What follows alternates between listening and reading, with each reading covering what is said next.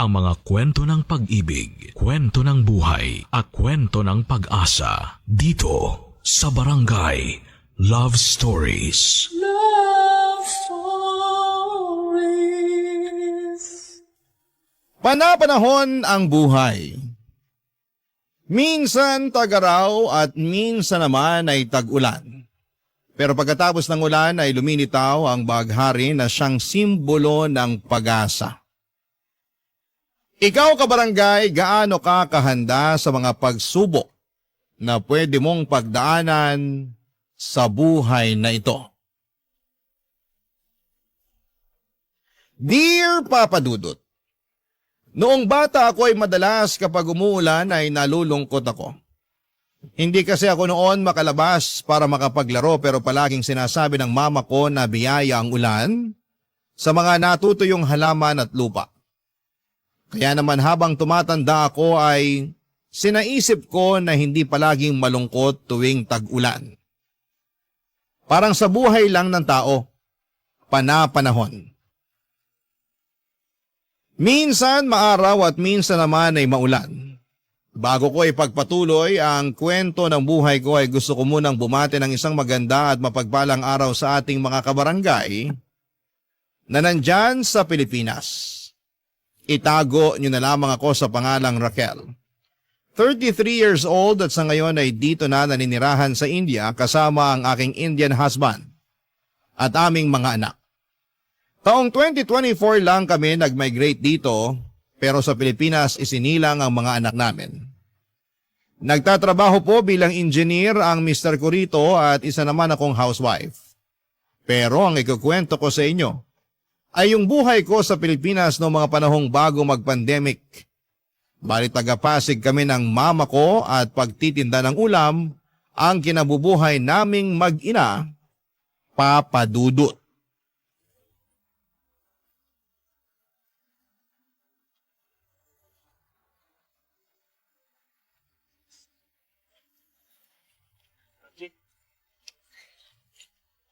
Grabe, ma. Ubus na agad yung mga paninda natin. Alauna pa lang ng hapon. Ayaw mo nun. Maaga tayo makakauwi't makakapagpahinga. Kaya nga po. Aga rin nating nagising kanina. Medyo inaantok na ako. Matulog ka pag uwi natin kasi ako may pupuntahan pa pala. Saan po? Sa kumari ko. May labada ako sa kanya. Sayang naman kung di ko pupuntahan. Hindi po ba kayo pagod? Pagod, pero sabi ko nga, sayang. Ibang klase. Napakasipag niyo po talaga. Ganun talaga.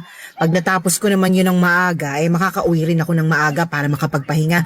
Tapos may dagdag kita pa tayo pandagdag sa pambayad natin ng upa. Malapit na naman kasi yung due date. Nakita ko na naman yung nakasimangot na pagmumukha ng landlady natin. Akala mo naman hindi babayaran. Ewan ko ba dun? Ay, maiba tayo, nak. Ano po yun? Ewan ko lang kung ako lang ang nakakapansin, pero kursunada ka yata nung isa nating customer. Po? Sino dun? Yung Arjun ang pangalan? Basta, yung matangkad na may pagkamoreno. Laging bumibili sa atin ng ulam. Yun ba yung kumausap sa inyo kanina na parang may binubulong pa? Oo. Ano po bang sabi niya sa inyo? Tinatanong niya kung single ka pa raw eh. Sabi ko, ay oo. Tapos, sabi niya pareho raw kayo kaya naisip ko, baka may gusto sa'yo. Alam niyo naman po na wala pa sa isip kong magpaligaw. Wala pa nga ba? 24 ka na.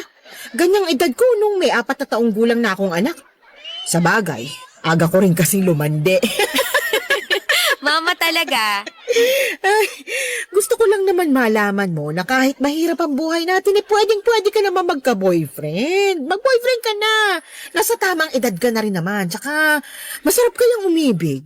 Bakit po kayo hindi na ulit pumasok sa relasyon pagkatapos iwan ni Papa? Ay, syempre, natuon ang atensyon ko sa pagpapakananay at pagpapakatatay sa'yo. Hindi ko na naisip makipagrelasyon. Ngayon po ba? Hindi niyo naiisip? Ha? Hindi na. Pinaglipasan na ako ng panahon. 44 pa lang naman po kayo. May asim pa. Kahit na. Ayoko nang dumampot ng bato na ipupukpok ko sa ulo ko. Sapat na yung ginawa ng tatay mong damuho para madala ako. Ayoko na ng sakit sa ulo. Sobra naman po kayo sa sakit ng ulo. Tapos gusto niyo ako mag-boyfriend? Syempre, magkaibang tao naman tayo. Hindi porke sawi ang buhay pag-ibig ko magiging sawi na rin yung sayo. Kaya nga kako, subukan mo rin mag-boyfriend. Mukha namang okay yung Arjun na yun. Mabait, magalang, may itsura rin naman, kaya makipagkilala ka. Sige po, susubukan ko kapag sinipag ako. Ay nako, gusto mo yatang tumandang dalaga eh. Bata pa po ako. Oo nga, pero mabilis lang naman tumanda ang tao. Tsaka kailan mo planong i-enjoy ang buhay pag-ibig mo kapag uugod-ugod ka na? Pambihira. Kaya nga kung ako sa'yo, subukan mo namang magpaligaw. Basta, syempre, kilalanin mo muna ng masinsinan yung manliligaw mo para hindi ka matulad sa akin. Bakit po? Hindi niyo ba muna kinilala si Papa? Oo. At yon ang pinakamalaking pagkakamali ko sa buhay. Pero mabuti na lang nagkaroon kami ng anak. At ikaw yun. Sabi ko nun sa sarili ko, ikaw ang tama sa lahat ng maling nagawa ko. Kaya nga kahit iniwan tayo ng magaling mong papa, hindi ako pinanghinaan ng loob at nawala ng pag-asa na kakayanin ko ang pagtataguyod sa'yo. Papadudot, wala na po akong tatay dahil nasa sinapupunan pa lamang ako ni Mama ay naglaho na raw ito na parang bula. In short ay nakisama raw sa ibang babae. Kaya naman wala akong kinamulatang ama pero alam kong ginawa ng nanay ko ang lahat ng makakaya niya upang itaguyod ako. Kaya nga mahal na mahal ko ang mama ko ng higit kanino man sa mundo. Pareho kaming masiyahin, malakas tumawa, at dinadaan sa biro ang mga problema. Sa ganong paraan ay nababawasan ang hirap na mga dalahin namin sa buhay. Hindi na ako nakatungtong noon sa college pagka-graduate ko ng high school dahil sa hirap ng buhay. Nakikitara lamang kami ni Mama noong araw sa matapobre naming kamag-anak na nasa Cainta, Rizal. Bago kami nag-decide na umalis at mangupahan na lamang sa Pasig. Malayong pinsan ni Mama ang tinirhan namin doon at nag-aambag naman kami pampili ng pagkain at pambayad ng bills. Masipag din naman ako sa mga gawaing bahay pero hindi talaga umubra ang pagsasama namin kaya umalis na lamang kami at namuhay na malayo sa kanila, Papadudot. Noong nakapangutang si Mama ng pampuhunan ay nagtinda kami ng mga ulam sa tapat ng isang pabrika. 24 years old ako noong niligawan ni Arjun. Isang factory worker na sinasabi ng mama ko na kursonada ako. Na-in-love rin naman ako sa kanya hanggang sa nag-decide kami na magsama sa iisang bubong matapos akong mabuntis. Ayoko pa sanang iwan ang mama ko ng mag-isa sa inuupahan namin pero siya ang nagpaalis sa akin dahil hindi raw dapat nakikisama sa kanyang magulang ang isang anak na mayroon ng sariling pamilya. Kaya wala na akong nagawa kundi ang makipag-live-in kay Arjun at tumira kami noon sa Cubao. Pero gusto ko lang linawin na maayos ang relasyon namin ni Mama sa isa't isa. Bali, biruan lang namin yung pagpapalis niya sa akin, Papadudot.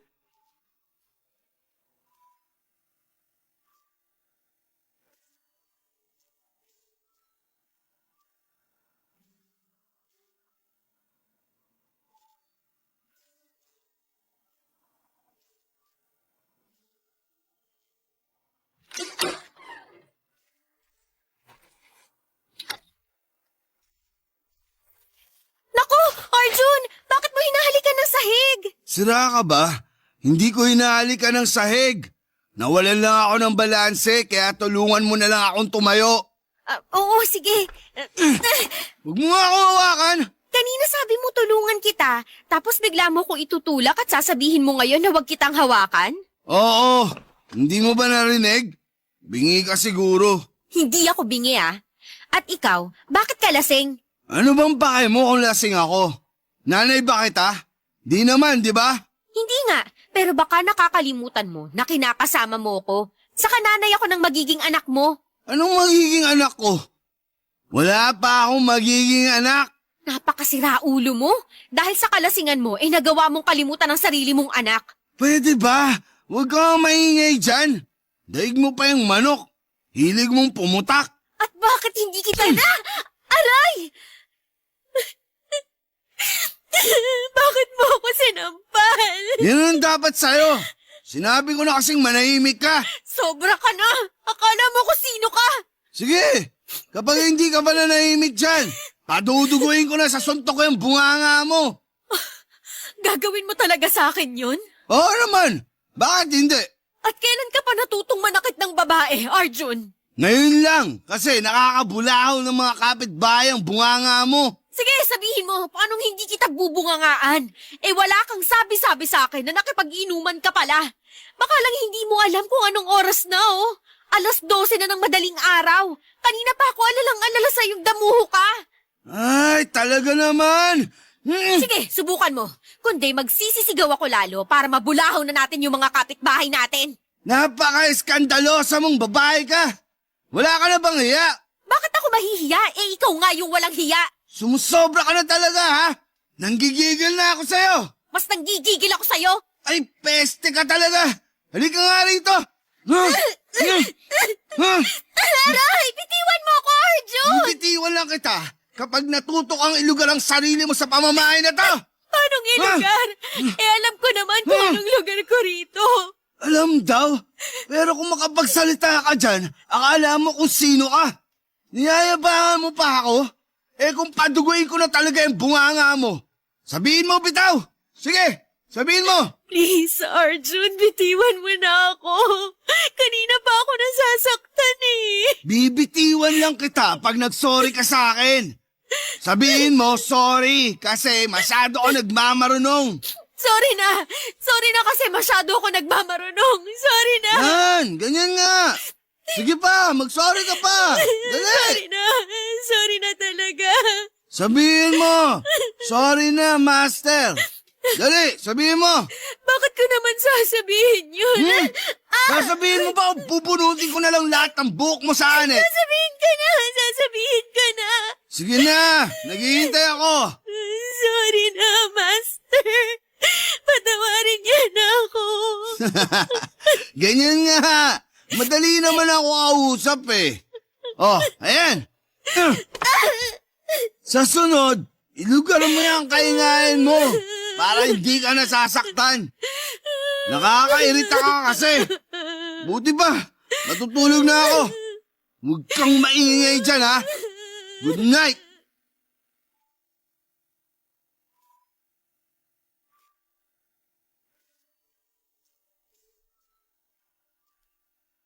Papadudot, hindi ko na lamang namalayan na mabilis na palang lumipas ang 5 buwan. At sa loob ng mga panahong yon hanggang noong bago ako pinisikal ni Arjun ay maayos naman ang pagsasama namin.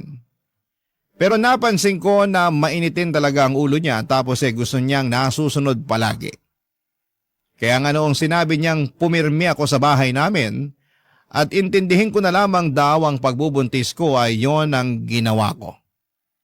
Kaso hindi ko po akalain na darating kami sa punto na mapagbubuhatan niya ako ng kamay.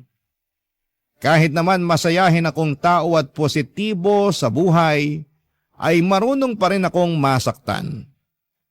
Nagsorry rin naman sa akin si Arjun kinabukasan at sinabi niyang nadala lang daw siya ng kanyang emosyon. Papadudot, pinatawad ko siya at pinagsabihan na huwag na niyang ulitin ang pananakit niya sa akin. Hindi ko rin po siya sinumbong sa mama ko dahil ayokong masira ang imahe niya bilang kinakasama ko at tatay ng magiging anak namin, Papadudot. Barangay Love Stories. Barangay Love Stories. Papadudot, lahat tayo ay nakagagawa ng katangahan at kabobohan sa buhay. Hindi po yon maiiwasan dahil tayo ay tao lamang. May kasabihan nga na charge it to experience. Na ang ibig sabihin ay matuto tayo mula sa mga pagkakamali natin sa buhay at magsilbi na lamang aral sa atin ang masasalimuot na karanasan na ating pinagdadaanan. Pero ang masasabi ko lang ay napakalaking katangahan na pinatawad ko si Arjun dahil umasa akong hindi na niya uulitin ang pananakit sa akin. Pero mali ako dahil sa tuwing nalalasing siya, napipikon o nagagalit, sa maliliit na bagay ay para bang may switch button sa utak niya na bigla na lamang pumipitig para makapanakit. At lahat ng iyon ay natiis ko hanggang sa sumabit ang kabuwanan ko sa pagbubuntis. Ewan, super tanga na lang talaga siguro ako ng mga panahong yon. Dahil hinayaan ko si Arjun na pagbuhatan ako ng kamay kahit na pinagbubuntis ko ang aming anak.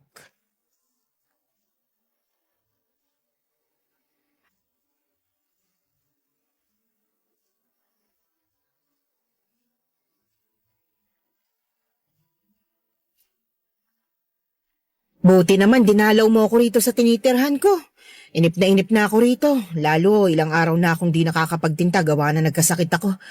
Nagpahinga na lang ako ngayon kasi baka mabinat ako pero bukas ay magtitinda na ulit ako. Sorry po, ma. Masyadong busy lang talaga. Busy ka dyan wala ka namang ginagawa doon sa inuupahan nyo. Yung totoo. Baka naman ayaw ka lang papuntahin ng kinakasama mo rito sa bahay natin ha. Hindi naman po sa ganun. Parang ganun na rin kasi kapag tinatanong kong tungkol doon sa'yo wala ka namang sinasagot. Ay, hindi ko tuloy mapigilang mag-alala at pakaisipin ka. Tapos di ka pa nagre-reply sa mga text ko. Pasensya na po kayo, nasira na yung cellphone ko eh. Paano nasira? Nabasag po, nalaglag. Tapos namatay na lang at hindi na gumana.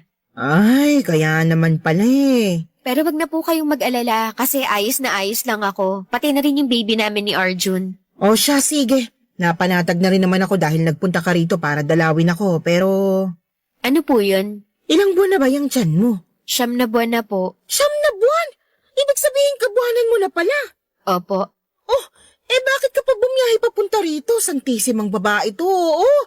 Dapat pumipirmi ka na lang ngayon sa bahay nyo kasi baka bigla ka na lang mapaanak niyan sa daan. Gusto mo ba yon? Gusto mo bang magluwal ng sanggol sa jeep o di kaya sa kalsada? Mama talaga. Anong mama talaga? Tsaka, ano ba yung tinatawa-tawa mo nagsasabi lang naman ako ng totoo. Kabuhanan mo na, kaya dapat nasa bahay ka lang. Kaya ko naman po, sa katagal ko nang hindi nakakalabas. Tapos namimiss ko na kayo at nag-aalala pa ako ng husto nung nalaman kong hindi kayo nakakapagtinda. Ang alam kong dahilan pag hindi kayo nagtitinda may sakit kayo at tama nga po ako. Ayos naman ako. Magaling na ako kaya hindi mo na kailangan mag-alala. Ako nag-aalala sa'yo kasi... basta, para ka namang Huwag na po kayong mag-alala. Ayos lang po ako, pati ang baby ko. Sige, sabi mo Teka, ano yan? Po? Alin po? Yung itim na marka sa braso mo. Ano yan? Patingin nga. Wag na po. Anong wag na? Tsaka ano to? Pasa ba to? Hindi po yan pasa. Oy, hindi ako pinanganak kahapon, nak. Alam kong pasayan. Pagsabi ka nga sa akin, sinasaktan ka ba ng Arjun na yon? Hindi po. Sigurado ka? Baka pinagloloko mo ko, ha? Mahihila ko patilya mo. Hindi po ako sinasaktan ni Arjun. Nasagi lang po yan sa cabinet nung isang araw kaya nagpasa. Nasagi raw sa cabinet mukhang bugbog yan. Kung totoo nga yung sinasabi mo, patingin nga ng isa pang braso mo. Bakit po? Gusto ko lang makasiguro na nagsasabi ka ng totoo. Nagsasabi po ako ng totoo. Maniwala na lang po kayo. Hindi mo ako masisisi na nagkakaganito ko. Nung isang gabi lang, napanaginipan kitang sinasaktan ka raw na kinakasama mo.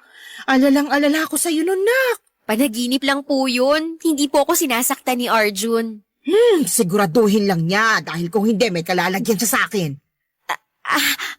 Ma! Ano yun? Ma, tingin ko manganganak na ako. Ay, Santisima! Yan ang nga bang sinasabi kong babae ka. Taga, tatawag lang ako ng tulong. Maupo ka lang muna dyan. Papadudot hindi na nga nakumpirma ni Mama ang totoong sitwasyon ko sa poder ni Arjun matapos kong mapaanak ng araw na yon. Masyado pong mabilis sa mga pangyayari. Mabuti na lamang dahil naisugod naman ako kaagad ni Mama sa pinakamalapit na paanakan at ligtas kong naisilang ang baby girl namin ng kinakasama ko. Dali-dali ring dumating si Arjun sa ospital matapos siyang tawagan ni Mama at kitang-kita ko pa ang pag-aalala sa kanyang mga mata. Tuwang-tuwa rin ang kinakasama ko noong nakita na niya ang aming anak. Hinalikan pa nga niya ako sa noo at nagpasalamat sa akin dahil ginawa ko raw siyang tatay. Siyempre, lumambot ang puso ko sa ginawa niyang yon at naisip ko na maaaring simula na yon ang pagbabago niya.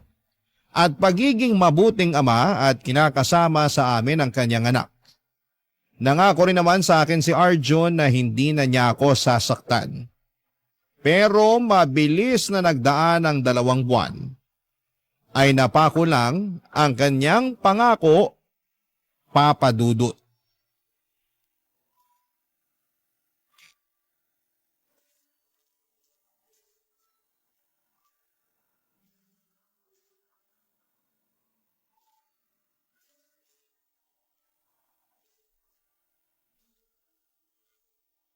Arjun, ano ba?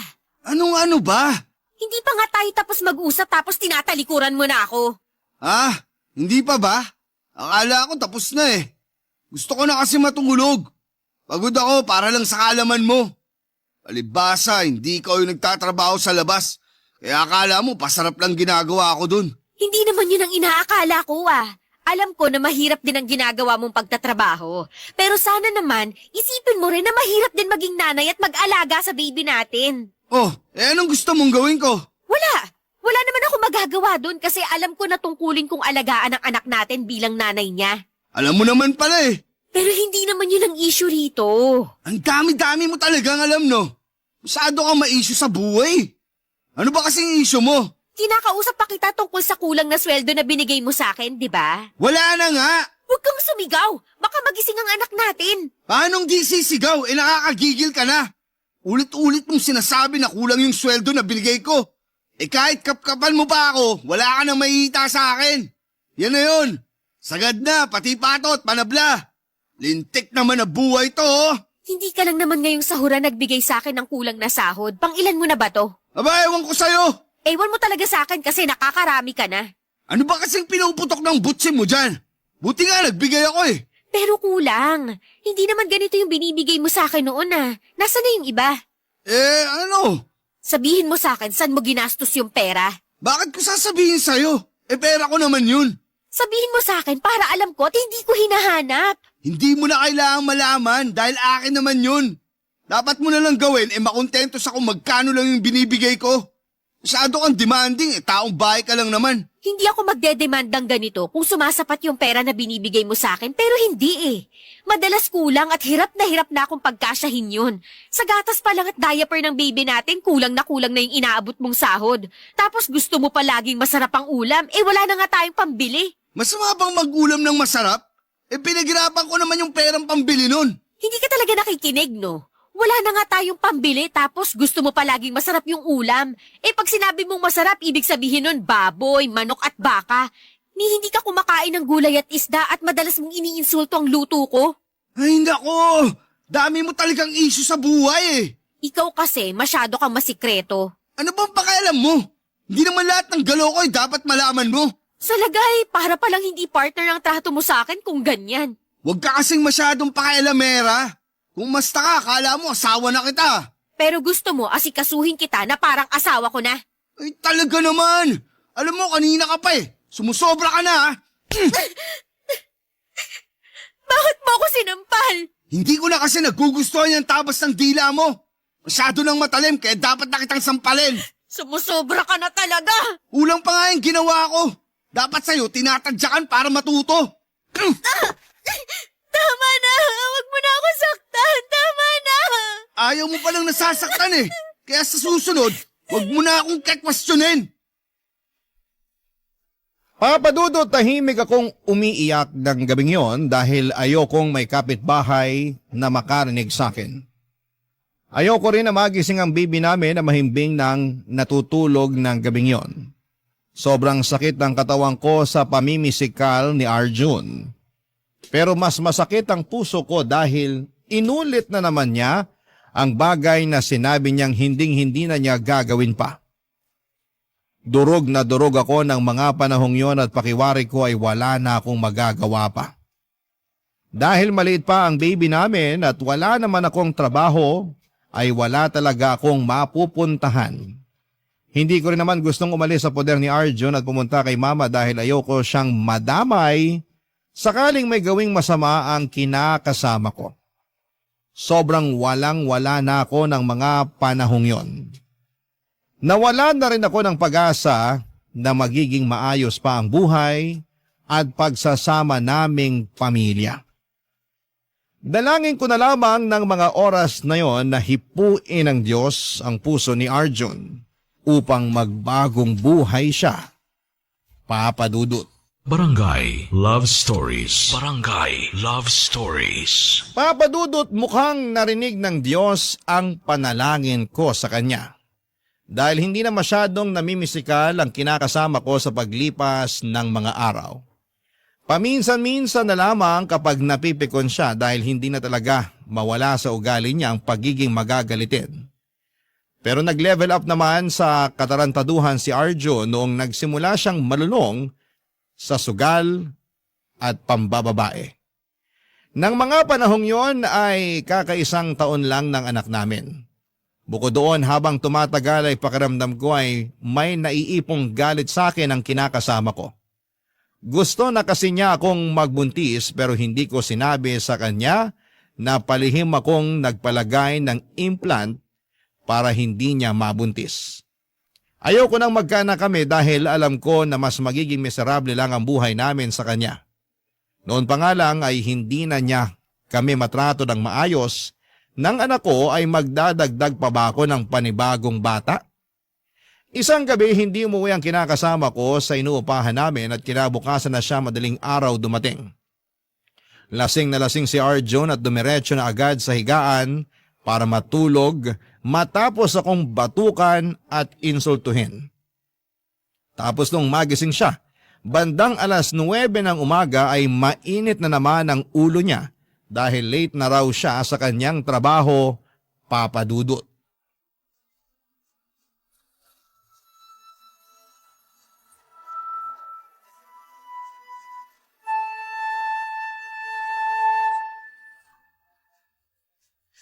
Anak naman ng tuknini.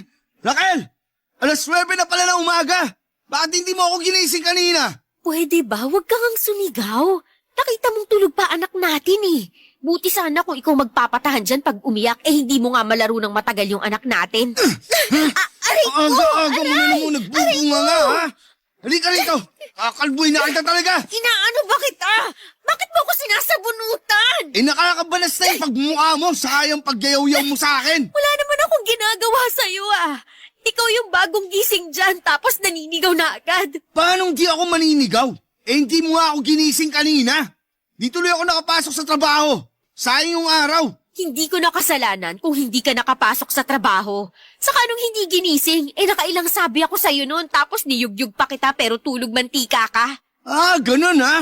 Sige, bubunutin ko na talaga pang buhok mo sa akin para magtanda ka. Tama na, parang awa mo na. Wala na akong awa, lalo na sa katulad mo. Raquel, anak! Mama? Ano ka ba? Ano pong ginagawa mo rito? Sira ulo ka! Bakit mo sinasabunutan ng anak ko? Bakit niyo naman po ako binatukan? Kulang pa yan dahil sa pananakit mo sa anak ko. Sabihin mo, anak, bakit niyo sinasabunutan? Hindi ko po alam. Basta na lang po siya nagalit sa akin. Eh wala naman po akong ginagawa sa kanya. Anong walang ginagawa? Eh ang aga-aga, nagbubunga ka dyan. Paano hindi kita bubungangaan? Eh nakakainis ka na. Kahit nabungangaan ka pa nitong anak ko, wala ka pa rin karapatan na saktan siya. Napakasira ulo mo. Ganito palang ginagawa mo sa anak ko. Mabuti pa, wag na po kayo makialam dito. Problema na po namin to ng anak nyo. Hindi ko kayo pakikialaman kung hindi mo sinasaktan ang anak ko. Nak, sabihin mo, ngayon ka lang ba sinaktan ng lalaking yan? Sabihin mo kay mama dali. Hindi po. Maraming beses na po niya akong sinaktan. Simula pa lang nung pinagbubuntis ko yung anak namin, nananakit na po siya, Ma. Bakit kasi ngayon mo lang sinabi sa akin? Sana noon pa lang nailayo na kita sa kanya. Natakot po kasi ako. Saka nangako naman po si Arjun na magbabago na eh. Kaya lang, napako lang po yung pangako niyang yun. Sinubukan ko namang tuparin yung pangako ko sa'yo Kaso anong magagawa ko kung nakakapikon ka na minsan? Anong nakakapikon ako minsan? Ang sabihin mo, mabilis ka lang talagang mapikon at magalit. Tapos kasunod na nun yung pananakit mo sa akin. Sapat na yung dahilan para may kalagyang kang lalaki ka. Sobra ka na sa ginagawa mo sa anak ko. Humanda ka sa akin. Ano pong gagawin niyo sa akin? Tinatanong pa ba yan? Eh di irereklamo kita para makulong ka. Napakakapal ng pagmumukha mong saktan ng anak ko ay mag-isa ko lang yung tinaguyod ng araw.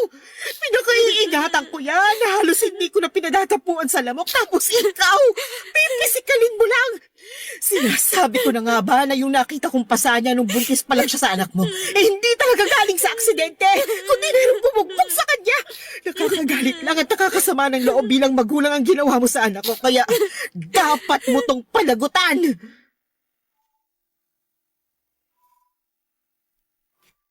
Papadudot galit na galit ang mama ko nang aktwal niyang makita ang pananakit sa akin ni Arjun. Kamunti ko na nga siyang hindi makilala dahil para siyang nag-transform sa pagiging halimaw na nanay na gusto lang ipagtanggol ang anak niya na inapi at inalipusta ng ibang tao. Nagkabaranggayan pa nga kami at naipukulong ni mama si Arjun sa police station. Pero nagkaaregluhan din kami matapos magmanikluhod ng kinakasama ko at nagmakaawa sa akin na patawarin na siya. Oo, alam ko ang sasabihin ng mga kabarangay natin. Napakatanga. Sa akin na ang korona ng katangahan ng mga panahong yon. Pero inisip ko na lamang na ayoko mawala ng tatay ang anak namin, kaya pinatawad ko naman siya. Kaso may iba palang plano ang kapalaran sa amin.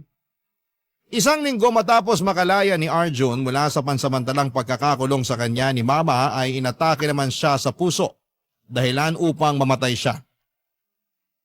Tulirong-tuliro ako ng mga panahong yon. Hindi ko na alam ang gagawin dahil bigla na lamang akong naiwang mag-isa na magtataguyod sa anak namin.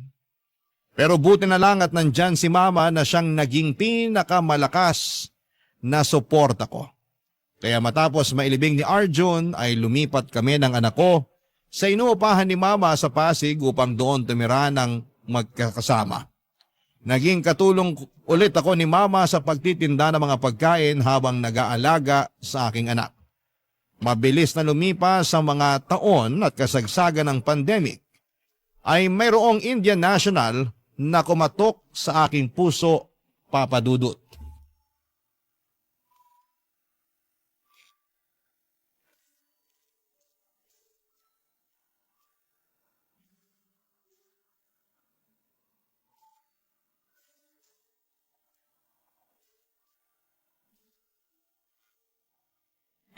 Alam mo, marami akong napagtanto ngayong dumadaan ng buong mundo sa pandemyang ito.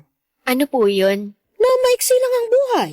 Kaya dapat gawin mo lang ng gawin yung bagay na magpapasaya sa'yo. Kahit po masama at nakakasakit ng kapwa, gagawin mo kasi dun ka masaya? Parang gaga ka naman kausap eh. Siyempre, hindi mo yun gagawin. Masama nga't nakakasakit ng kapwa, di ba? Isip-isip din. Hindi yung parang utak mo nasa talampakan mo na. Sobra naman makareact si Mama, nagtatanong nga lang po ako. Ayusin mo kasi yung tanong mo. Nakakapikon ka eh. Kita mong seryoso ko rito na nagsasabi ng saloobin tapos gaganyanin mo ko. Naiintindihan ko naman po ang ibig niyong sabihin at sang-ayon po ako doon. Tingin mo may katapusan pa tong pandemyang ito? Meron naman po. Sana nga kasi. Nakakatakot na limitado na lang yung galaw natin eh. Saka tingnan mo, wala tayong pinagkakakitaan. Naniniwala naman po ako na magiging maayos ang lahat at unti-unti ibabalik yung dati. O sige, sabi mo eh. Ayoko naman ma-stress pa at pakaisipin na hindi nabubuti ang mundo. Kasi baka naman magkasakit ako. Nakakatakot pa naman magkasakit sa panahon ngayon. Baka mamaya i-quarantine ka bigla. Hindi po mangyayari yun. Kalma lang po kayo. Kalmado na ako. Ay, maiba tayo. Kumusta kayo nung sinasabi mong Indian National na kachat mo? Ayos lang naman po. Nagugustuhan ka na ba niya? Hindi ko po alam pero nung unang beses na nag-usap kami, niyaya niya na agad ako magpakasal. Ganun ba talaga ang mga Indian? Ang bibilis. Baka kasi nakita niya sa'yo yung pagiging wife material kaya ganun. O anong sinabi mo? Sabi ko ayoko kasi wala naman sa plano ko ang pagpapakasal. Matapos nung pinagdaanan ko kay Arjun, ewan ko na lang kung hindi pa ako matakot na kumilala ulit ng panibagong lalaki. Tapos Indian pa to, hindi pa taga rito. Mababait naman ang mga Indian ah. May kaibigan akong Indian. Maayos sila kausap at matitino. Yung iba pa nga sa kanila nakapangasawa ng Pinay. Pero natatakot pa rin po ako, saka... Tsaka ano? Komplikado po ang relasyon namin kasi sinabi ko na sa kanya na may anak ako sa una kong kinasama. O ano sagot niya? Hindi raw po niya ako matatanggap kasi paniniwala nila dapat walang anak sa ibang lalaki ang babae na mapapangasawa nila. Sabi ko ayos lang naman sa akin kung hindi niya ako tanggapin dahil may anak na ako. Ayaw ko na rin sa kanya. Ay, ganun ba yun? Hindi ka nasaktan?